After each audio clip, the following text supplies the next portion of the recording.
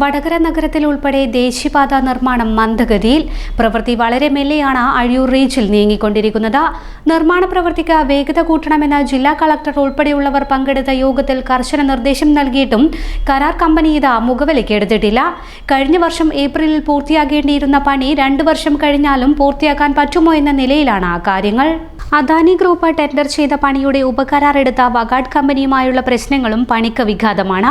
മഴ തുടങ്ങിയതോടെ 100ഓളം ജോലിക്കാർ സ്വദേശത്തേക്ക് മടങ്ങി. വടകര ദേശീയപാതയിലെ ഉയരപാതയിലും ചോറോട് അടിപ്പാതയിലും തൊഴിലാളികൾ വിരലിലെണ്ണാവുന്നത് മാത്രമാണ്. മറ്റു ഭാഗങ്ങളിൽ നിർമ്മാണം സ്തംഭിച്ചിരിക്കുകയാണ്. കുഴികൾ നിറഞ്ഞ് വാഹനഗതാഗതം തടസ്സപ്പെടുമ്പോൾ പേരിന് കുഴി അടയ്ക്കുകയും മഴയിൽ ടാറിംഗ് ഇളകി വീണ്ടും കുഴികൾ രൂപപ്പെടുകയും ചെയ്യുന്ന സ്ഥിതി. സർവീസ് റോഡുകളുടെ പണി പലയിടത്തും പാതി വഴിയിലാണ്. സർവീസ് റോഡുകളുടെ നിർമ്മാണം പൂർത്തീകരിച്ചാൽ ഒരു പരിധിവരെ വാഹനഗതാഗതം കുരുക്കില്ലാതാകും. റോഡിന് മണ്ണിടുന്ന പ്രവൃത്തിയും പാലം പണിയുമാണ് ബാക്കി. മണ്ണ് കിട്ടുന്നില്ലെന്ന കാരണത്താൽ വേനലിൽ കൃത്യമായി നടത്താൻ കഴിയാത്ത പണി ഇനി തുടങ്ങാൻ ഒക്ടോബർ കഴിയും. ഇനിയും 18 ലക്ഷം ക്യൂബിക് ടൺ മണ്ണ് വേണം. ഇത് കിട്ടാനും പ്രയാസമാണ്. ദേശീയപാതയുടെ അഴിയൂർ മുതൽ വെങ്ങളം വരെ നീളുന്നതാണ് അഴിയൂർ റീച്ച്. നിർമ്മാണ ഘട്ടത്തിൽ തുടങ്ങിയ പരാതികൾക്കും ദുരിതങ്ങൾക്കും ഒരു പരിഹാരവുമായില്ല.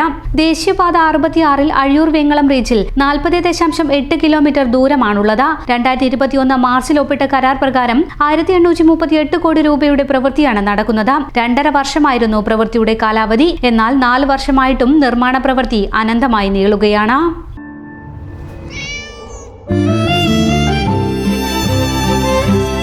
എന്റെ ഇഷ്ടങ്ങൾ എന്റെ ഫാമിലിക്ക് അറിയാം.